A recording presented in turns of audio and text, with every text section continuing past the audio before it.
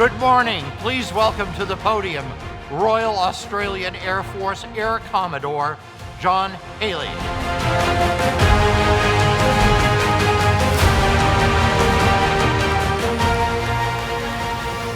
All right, good morning, ladies and gentlemen. Thank you very much. It's a pleasure to be here and a pleasure to be joined on stage by 4 space acquisition professionals today who are going to talk about accelerating space acquisition.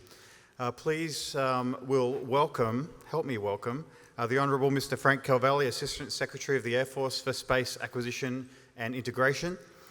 We're going to get the Oscars music every time here. Dr. Kelly Hammett, Director of the Space Rapid Capabilities Office. Brigadier General Stephen Whitney, Military Deputy, Office of the Assistant Secretary of the Air Force for Space Acquisition and Integration. And Brigadier General Stephen Purdy, PEO, Assured Access to Space.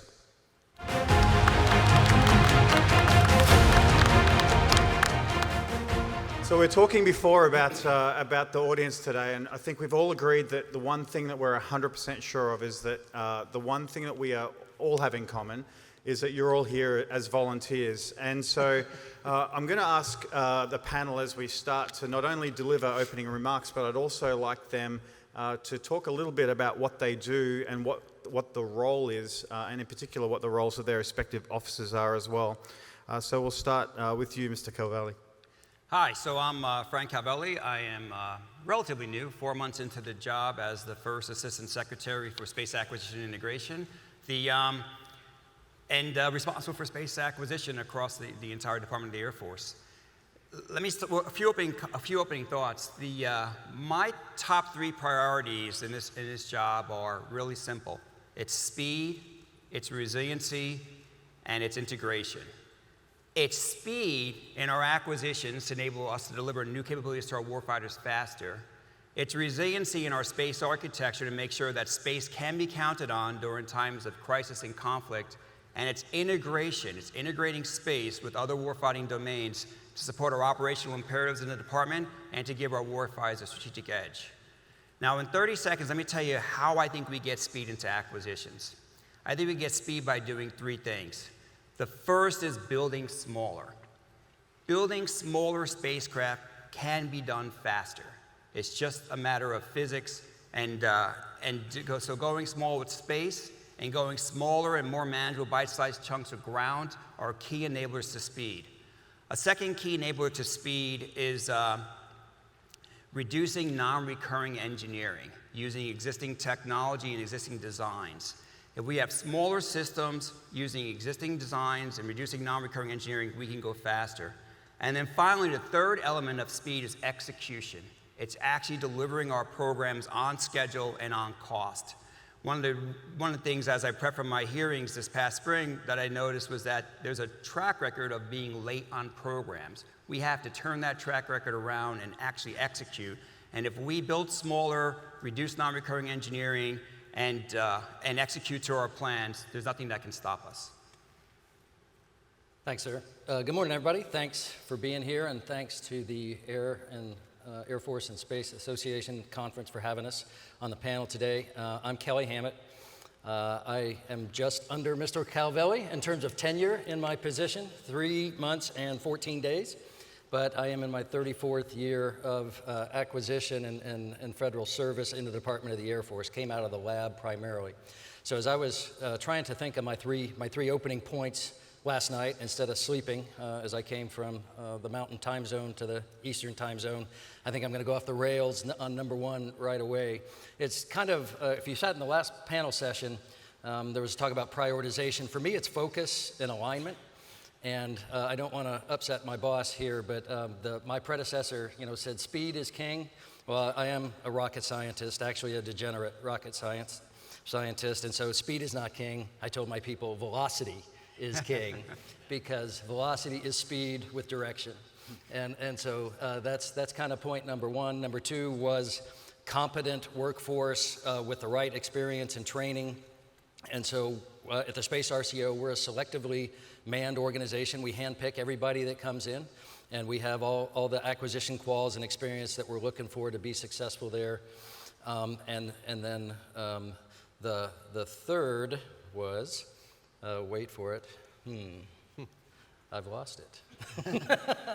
telling too many stories. No, it is working the seams of partnerships and breaking down the bureaucracy, right? Because we can go really quick, and what I've told my folks on this several times is we can develop something really quickly and hand it off, but if we haven't built it into an architecture that's integrated and accepted, and you heard Chief Raymond this morning talking about the SWAC designing our force so that we have an architecture and things can plug in and we're all in agreement and alignment, back to my point number one, if we're all pulling in the same direction with the same unity of effort and purpose, we can go fast. And that's what we do primarily in the classified space domain area.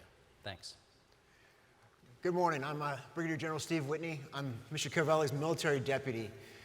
So I help him run the organization, help him set things up.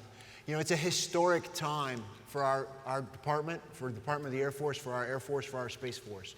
We heard General Raymond talk today a lot about the FY21 National Defense Authorization Act, which created the Space Force.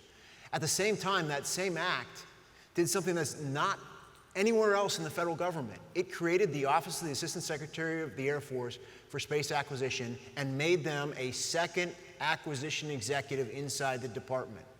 Nowhere else in the federal government, whether it be agriculture, interior, on the Hill, is there two acquisition executives in one department. And they did that specifically so that we get after this problem of space. And we've been spending a lot of time over the last several years making sure we get set up, and it culminated with Honorable Calvelli's confirmation this last spring. And I can tell you nobody was more excited about his confirmation than me. And so we're all thrilled to have you on board, boss. I think my role, if I could, for my priorities is real simple, other than supporting my boss, but I think we do that in three very distinct ways. First, as you heard the boss talk about programs, right? We've got to get our programs right. We've got to deliver our capabilities. Our second one is our organizations and our relationships. You've heard a lot of talk over the last several days about how we play together with different entities, how the space side plays with the air side, how we work together in different programs. We've got to get those right. We've got to be able to work together.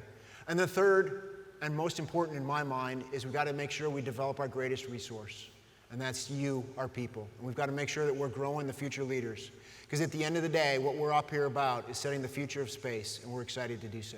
Steve? All right. Good morning. I'm Steve Purdy, and no space conversation is complete without talking about launch. Just ask him. It's all about launch. That's right. It is all about launch. It's fascinating you build a satellite, but you don't get there without launch. It's just a ride. It's ballast. It's ballast. We all know it's ballast. The satellite guy, the launch guy. Right. This is unity of effort, sir. But let's talk about unity of effort, because I'm blessed to run this enterprise that's called Launch, Assured Access to Space. I'm actually quad-hatted to do so, and it's been a fascinating evolvement within the space industry. So I am the PEO, Program Executive Officer for Assured Access to Space, which means I run the $16 billion NSSL heavy program to make sure we hit our most important payloads into orbit. We also handle small launch through that, and we also handle the range upgrade systems through that. But I'm also the Space Launch Delta 45 commander. As part of that, I run the bases for Cape Canaveral Space Force Station and Patrick Space Force Base and Ascension Island. I'm also the director of the Eastern Range, which means we run the entire Eastern Range test range, DoD test range, which is most of the Atlantic. And then finally, I'm the command's S3, so the director of operations for Space Systems Command. What's fascinating in that, and I think there's an interesting lesson, is the unity of command that was, unity of effort that was just mentioned. We actually are vertically integrated now within the launch arena. Requirements, acquisitions, operations, sustainment is all within our own bailiwick. We're about a 10,000 person organization scattered across multiple different states. But that is the true end-to-end system. The earliest acquisitions are ranges, our bases, a mix of airmen and guardians to manage those bases, and then the sustainment. And so what I think is the key interesting learning point here is that vertical piece. We're actually structurally designed to work together. In the past, it was 4 different organizations scattered across these multiple locations, and then you had to get that cooperative effort going. Now, they all report to me, and we were able to flatten a lot of that organization, very Space Force-like, flatten a lot of these elements in these pieces, which has enabled us structurally to go faster in ways that I didn't really predict before I was actually running this organization. So it's an interesting object lesson, I think, and probably a topic of discussion about a vertically integrated organization that owns its own operations and acquisitions. Yeah, it's interesting. What do you think the limitations are? Like how scalable is that in a context of vertical integration when you start looking across the entire force? Mr. Calvelli, what are your thoughts? I think it helps you to actually be able to do a lot of things internally yourselves, and I think it's positive. I'm not sure how far it can scale. You've seen it. So, sir, if I could, I just take a moment. The ecosystem that we have, I think, is an incredible change that has happened over the last several years, right? So, growing up, Steve and I and Kelly all grew up in this era where there was one PEO that decided everything, and it was a 3-star general. And so now today, you look across the PEOs, the program executive officers that run programs that report to the assistant secretary, and there's, I think if I counted correctly, there's 8 different PEOs and 1 TEO that all support that, and they push that decision-making down to try and go faster, but then follow those things. I think that gets to, Johnny, some of your question about scale, is you've got these 8 different senior leaders like Steve and Kelly here who can make decisions and are empowered to go within inside of something, and that's, I think, part of how we get after speed, too. So vertical integration inside a product line to deliver a capability, but then horizontal integration across the architecture. And I saw Joy sitting down there, right? So SSC's stand-up of the System of Systems Integration Office, your Space Acquisition Council, the forums we have to get the senior leaders together, make decisions, and give direction at the senior leader level that is then implemented across lines of authority to integrate into an architecture is how we scale. It's a great point because, I mean, from an integration perspective, we have to work across the entire department, right? So we want to make sure that space is fully integrated with air. And then we have to work across the entire Department of Defense. We want to make sure that, to me, space is the great enabler, right? So the integration of space capabilities with ground, with sea, and with air are what we need to be doing to give ourselves an advantage as a nation. So really critical. Yeah, and we shouldn't discard the point. I mean, Steve mentioned the splitting apart of the PEO and Space Systems Command is a really powerful notion. That's been a single 3-star for a long time. That allows us to go a lot faster just naturally. These PEOs can now operate within their mission area and do that horizontal integration with SPOC and STARCOM and the Joint Warfighters in a much faster way than we could have done in the past. So General Raymonds this morning spoke about the Space Development Agency coming within Space Force in the next couple of weeks. What does that change? What does that bring into the stable? I think it brings a great deal of resiliency into the architecture with their proliferated LEO transport layer and their proliferated LEO Tranche 0 and 1 in terms of tracking satellites as well. I am generally excited about their approach to doing business. They are building small, they are doing things on 2-year centers, and they are delivering capabilities faster. And I actually think that's a model that we could take advantage of and actually push across the organization, across the other PEOs, and something we can learn from. When SDA comes on board in a couple weeks, they come on board as is. There's no dramatic organizational changes coming, and they've been given the same authorities that they currently have today as they come into the Space Force to execute their plan. And so I'm excited about the first launch of Tranche 0 coming up in December, second one in March of 23. Tranche 1 is well underway in terms of development and acquisition. We're thinking through ideas on Tranche 2, and I think it's a way to add a great deal of capability and resiliency quickly to the architecture. I think if I could add, it gives us an opportunity as a broader ecosystem, whether you got a traditional program like my beloved GPS or SATCOM or something, and you want to do consistent type of things, then you've got a different way with Dr. Hammett's Space RCO to get after something real quick that's a quick short-term deliverable, and then you've got SDA with its tranches and its small spiral growth and its different patterns. It gives a great opportunity for us to use different tools to try and get after the problem set. Yeah, but I really think that, sorry, Kelly, I really think the old approach of these sort of 7-year development contracts that we're doing, I mean, if I look at Next Gen Geo, right, that should not be that hard. Forgive me for saying that, but I mean, it's a 7-year development, right? For a class of spacecraft, for Missile 1 that we've been building as a nation for 30, 40 years, right? And it comes again to the matter of the size of the satellite itself, just the physics behind building those large structure, those large reaction wheels, those large star trackers, those large everything, take time. And building brand new focal planes and brand new ASICs and brand new optics and everything else. And so we really truly have a threat from China. I mean, the secretary is right. It's about China, China, and China. And if we really want to go fast, we have got to stop the traditional way of doing satellites and these sort of large 7-year cost-plus contracts and go to smaller systems, more proliferated, whether they be at MEO, or at LEO, or even at GEO, and stop redesigning everything. And when we do that, we're going to add a significant amount of speed. That plus industry executing to plan. And so my message to industry, I would say, is please bid on programs with realistic costs and realistic schedules, and please bid on programs that you can be successful with. And then when you win that contract, execute. Deliver those programs on cost, deliver those programs on schedule. I think that's going to be key to all of our success as a nation and to counter the threat against China. I was just going to jump in on the SDA thing one last time. So the last mission directive I saw, they come across like us as a direct reporting unit, vertically integrated to deliver capabilities, but sit on your acquisition council, and Derek becomes another Space Force PEO. Correct. So that's the model, and so exactly. that'll work great. Hey, boss, you want to talk for a minute? You know, you mentioned you were talking about cost and schedule realism, but you didn't really get into the tech realism.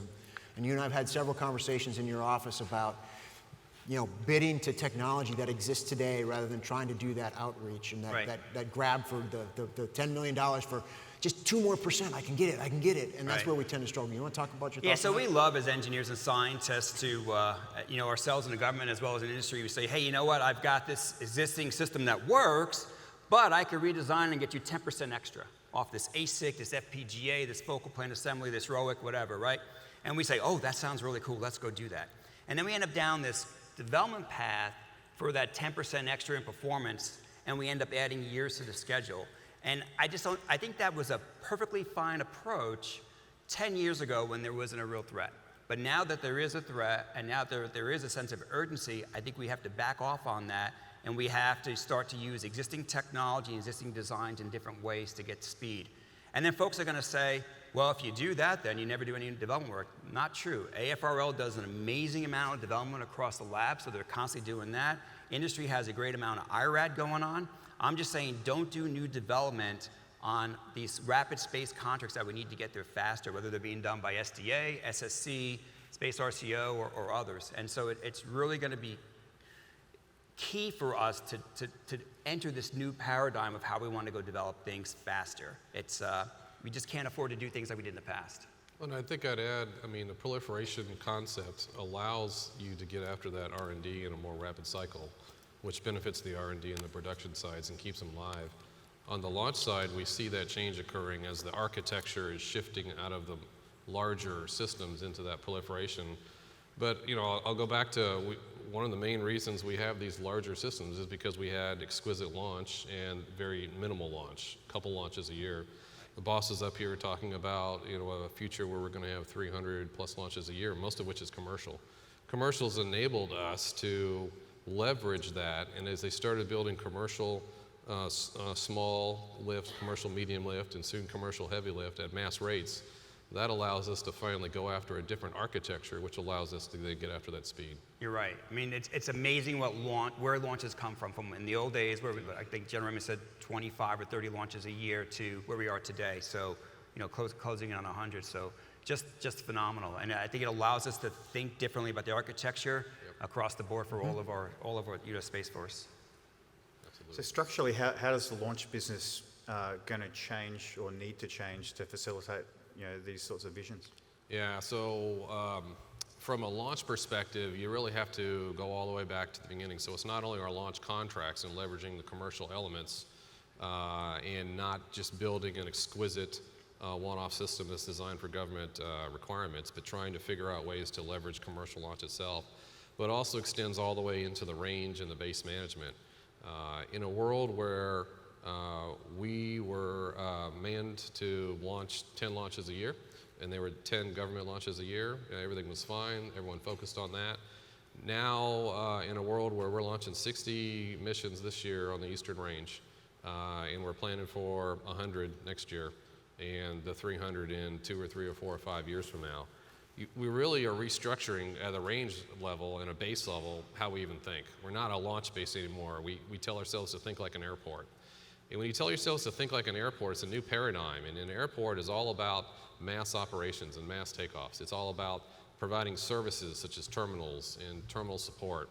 And you have paying customers that come in, and whether they're paying customers are humans or cargo, it's a little agnostic to the airport. It's about providing all those services.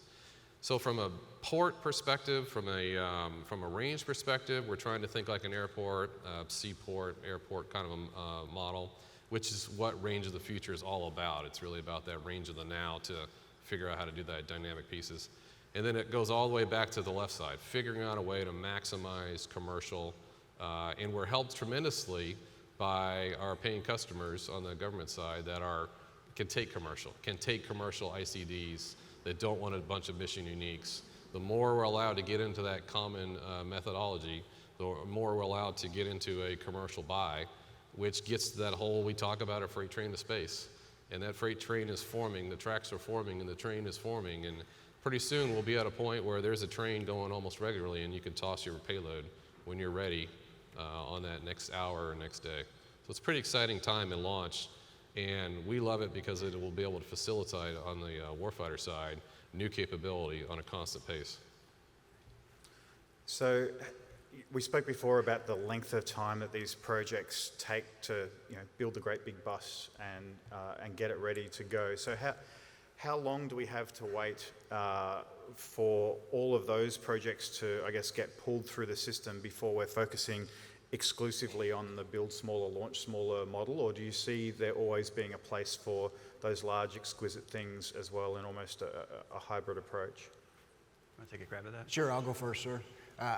My personal opinion is I think there's a balance, right? I think the opportunity that allows us to go forward with these small things, we're kind of in that transition stage, and so we got to kind of balance, right? There are systems that we have that we cannot let fail, and we've got to continue those services and make sure that they're available. But at other times, there are things where we can go fast to try and get a new capability online. As we talk about missile warning, missile track, and we've got our SBIRS architecture, and we're looking at the pivot to this new proliferated architecture. We've got that backstop right now of that existing architecture, and so we're trying to make that pivot underneath. But there are other services, and it's just going to take time for us to get through that. I think the other thing that we could take advantage of, though, is on a lot of things, there's probably industry opportunities for us to just, to quote General Gutlein, buy directly and I think of SATCOM, and I know there's a number of different vendors out there that offer things, and as we look at our force design for space data transport, what are those that we could just buy directly so that we then don't have to invest our own systems in, is all part of that transition. Yeah, that's interesting. General Raymond spoke this morning about General Gutlein's methodology of exploit what we have, buy what we can, and then build only what we must. What are the areas there that you think most need to be improved to realize that sort of a methodology? So I'll take a shot. Coming out of the lab and listening to the discussion we were just having, we really, in the acquisition community, have to stay closer to the S&T community and be smart buyers, right? We have to be able to appropriately evaluate high TRL systems, and as Mr. Calvelli's plea, industry give us realistic proposals, but if they're not realistic and they're risky or it hadn't been done before, we need to know that, and we need to be making source selection decisions appropriately from that perspective. One other thing I was going to say, for a couple of years, and this dovetails into the last session, on the space side of things, in AFRL, we created a new position to do just that, the Deputy TEO for Space Science and Technology. I did that job for 18 months before coming over to do this. So we have an opportunity, and we've made some changes to tighten up that linkage and break down some of those seams between the organizations to help us do that, as well as prioritize the S&T investment we want out of the lab to go after the things that aren't as mature. So we have to be a demanding customer and give them those prioritized demand signals. To add to that, I think it's also really important that we all understand what commercial can and can't do. Right. I mean, we can't, whether it's in communications or ISR or space domain awareness, we need to understand commercial industry, what the capabilities are, and then take advantage of that. I would add in, General Gutlein also says for the PEOs to act as PEOs of the mission areas, not just the programs. That's a bit of a, of a shift, of a mental shift. Traditionally, you would have your set of box programs, and then the PEO manages these boxes, and that's it. To do this method properly, you really need to understand what else is out there, and you need to really own your mission area and go after activities and follow concepts and commercial ventures and international ventures that you wouldn't normally do as part of these other programs that you're running. So it forces you to expend some time and energy and funds to follow and track all those other elements so that when those capabilities present themselves, you can go after those and switch and exploit or buy versus having to actually build. I think the other thing then, if I could tie it actually to the previous panel that was up here with General Richardson, he talked about optimization, and at some point you got to optimize for the enterprise and maybe sub-optimize for individual programs. Yep. And because you're gonna have to make trades to be able to do those. And so we've got to figure out how to make sure we're doing that effectively. And I think there's some structural things we've put in place, but at the end of the day, it's going to be a culture shift and getting people to think that way, just like Steve's talking about, to make us really move forward. Yeah, and I think it'd be a fairly poor version of an international officer if I didn't also note that there are a lot of technologies and opportunities that exist outside of the United States as well that are available to be considered in that stable of things that can be bought. And frankly, some of the elements of change that probably need to happen are the interpretation of or some of the language components of control regimes, which at the moment are preventing your allies acting in the best interests of the United States, and they don't seem to be preventing other people from developing missile technology very well. But anyway, let's take that as a comment as I step back into my moderator role. We heard before, Mr. Calvelli, you spoke a little bit almost directly to industry about some of the things that you'd like to see them concentrate on. Perhaps we could hear from the other panelists about some of those components that you'd like industry to focus on or cease focusing on. Sure. I'll start if you don't mind. So, we're trying to go fast. Mr. Calvelli said no 7-year development contracts. Our contracts are typically 2 to 3 to 4 years. That's very hard to do. So there's a couple things that we have to work on jointly. One is you talked about executable spending profiles, and for us, that's going to be a non-traditional spending profile. That's in many cases going to be front-loaded because the long lead parts that we need for microelectronics, precision optics, other types of things. If you wait to go through a year or two of design to get to a CDR and then order long leads, you're into a 7-year development effort. So like he said, you either have to buy something that exists right now, and that may or may not meet the requirement, or you have to shift a bunch of that emphasis up front to get after things you need immediately. And so I've been having several discussions with our industry partners of utilizing things like capital to bring some of those things in-house and then sell them to the programs. Back to my point number one, alignment. Industry has to know where we're going, what programs are coming to make those bets to go off and do that, and as well with their IRAD investments. So getting that alignment on what the architecture is, where the technology gaps and the mission capability gaps are, and getting us all working to solve that problem rapidly is what we're pushing. Do you think, if we take a pause before we go down, do you think in government there's sufficient appetite for risk and for the failure states that will occur or are likely to occur if we're in the develop while we fly it? I'll defer to you for the first answer. I think there is. If you're building just 2 giant Battlestar Galactica satellites, there's probably very, very low tolerance for risk. If you're building proliferated systems, you're building 50, 60, 100 systems, there's a lot more tolerance for risk like that. And so when you're spending billions upon billions of dollars on taxpayers' money and a 7-year, 10-year development cycle, the taxpayers should rightfully so expect it to work when it finally launches. Right. And I think building smaller allows you to take on more risk. Well, that goes down the line too. If we're launching a $2 billion satellite, we'll go spend $300 million on mission assurance on launch. That's $300 million I could have bought a lot of satellites with if those payloads had been more commercial oriented. Back to your question on industry, from my perspective, and it's colored by my own personality, I need an honest, frank conversation with industry. What I don't need is the BD sales pitch. And the reason is because we are getting into a more technical world, especially the Space Force is getting into a deep world of cloud and DevSecOps and cyber, and a lot of technical stuff that a lot of us may or may not have grown up in. And so when you get an industry pitch that says they can go solve the world in 60 days or less and do it for 20 million, you know, there's just a bit of credibility discussion that you got to have. And so what I really, really need is for industry to understand where our systems are and what our needs are and how you can plug into those needs in a non-proprietary way so that we can continue to move along and not try to sell me on something that I'm going to have to go buy a license for here to eternity, et cetera. So plugging in and being part of that broad team is critical. And understanding that you may have a great solution, it may work great in your lab, but I have 12 other contractors that are saying exactly the same thing, and it's very difficult to sort of figure out who's telling who. And so you got to get past those BD sales pitches into some real discussions. And when we could do that, it helps a lot. I found those conversations with the industry are extremely valuable once you get past those early kind of marketing pitch levels. So with regards to industry, I'd state that I agree with my fellow panelists, but I just harken back to the opening statement. Industry, we need you to deliver on your commitments. Nothing will set us up for success more than you delivering on your commitments, okay? Nothing's going to help us change the attitude, change anything else if we can't deliver what we've signed up to do, and we need your help in that. Yeah, I'll jump back on that and echo in the launch area in particular. We've got just a wonderful opportunity to launch right now. So much interest, so much venture capital pouring into launch. It's really an exciting time for our world. But there's a lot of new internet age style thinking and BD sales pitches going on in our world. And there's a lot of slips involved as a result. And so that if we start depending on you and laying contracts in, we need that delivery.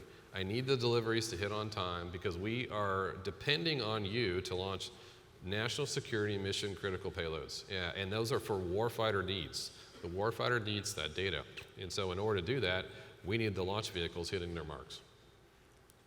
So perhaps coming back to our own spheres of influence and in your case, command, let's look ahead to 2023.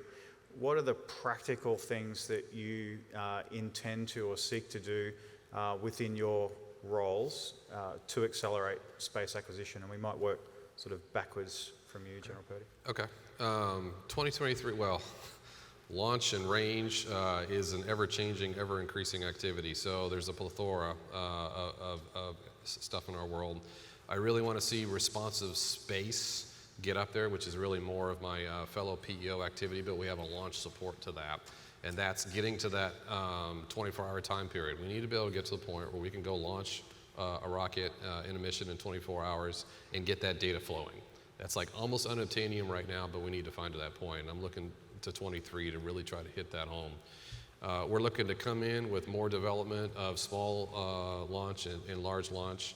On the range and spaceport side, we're really bringing together industry here on the spaceport side within the next month or so, and then we have another conference in February to start bringing together the spaceports themselves for the first time ever and start developing a spaceport strategy, a national spaceport strategy to start that integration at a spaceport level. And then the new exciting portion of our portfolio is the on-orbit element. We're not just ground-based launch, we are on-orbit. So the whole concept of on-orbit maneuver, on-orbit logistics, on-orbit servicing, on-orbit junkyards, depots, fuel, all of those kind of futuristic concepts. We had a great first industry day last week, and so we're going to start levying that next year and really start formulating. We have an ICD in place.